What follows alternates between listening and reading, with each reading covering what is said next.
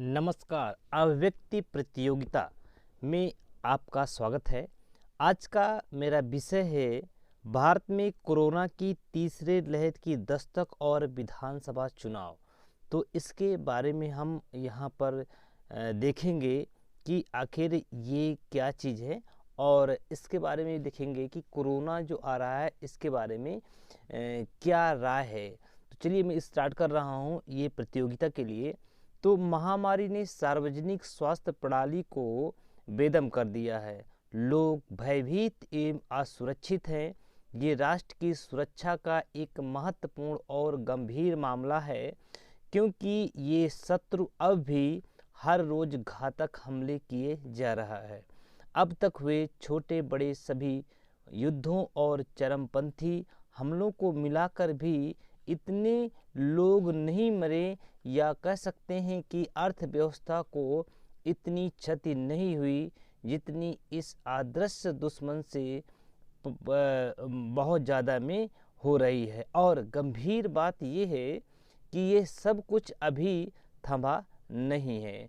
तो इसका प्रभाव समाज पर बहुत बुरी तरह से पड़ा हुआ है। इसमें यानी अर्थव्यवस्था बहुत बुरी तरह से चौपट हुई है और लोग बहुत ज़्यादा आहत हुए हैं। और इसमें हम और भी काफ़ी चीज़ों को जोड़ सकते हैं।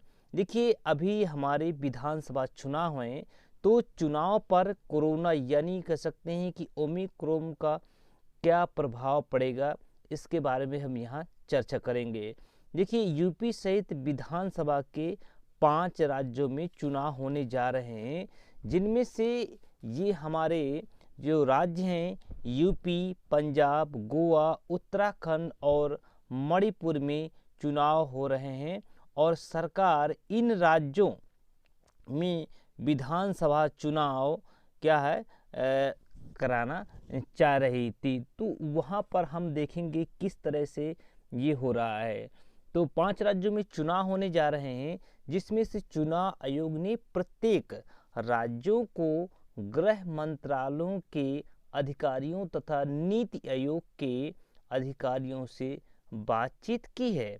और यहाँ पर हम देख सकते हैं कि इन अफसरों से चुनाव आयोग निरंतर संपर्क बनाए हुए है कि आखिर वहाँ से किस तरह की सूचना हमें मिल रही है।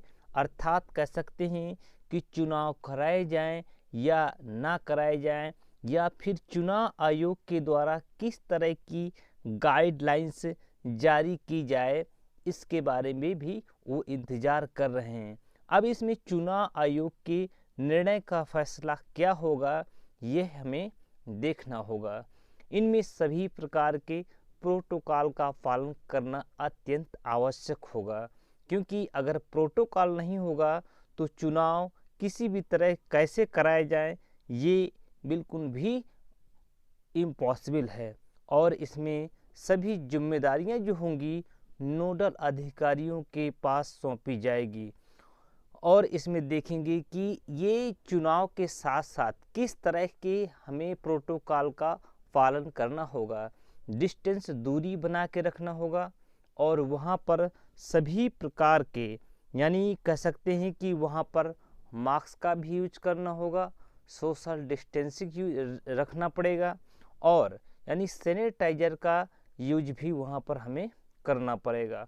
और जिस तरह से आयोग और यहाँ जो कोर्ट वगैरह जितने भी इस तरह के हैं, यहाँ से जो भी फैसला आ जाएगा उन पर हमें पैनी नज़र भी रखना होगा। आखिर देखते हैं कि चुनाव आयोग यानी यूपी सहित पंजाब, गोवा, उत्तराखंड और मणिपुर में चुनाव होंगे, और सरकार जिन राज्यों में विधानसभा चुनाव करवाना चाहती है वहाँ खासतौर पर 100% यानी कोरोना वैक्सीनेशन करवाने का पूरा प्लान बना चुकी है और हो भी रहे हैं।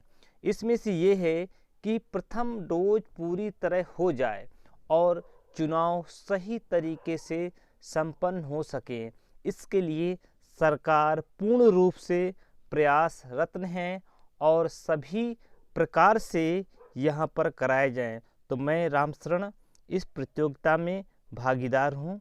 तब तक के लिए नमस्कार, जय हिंद।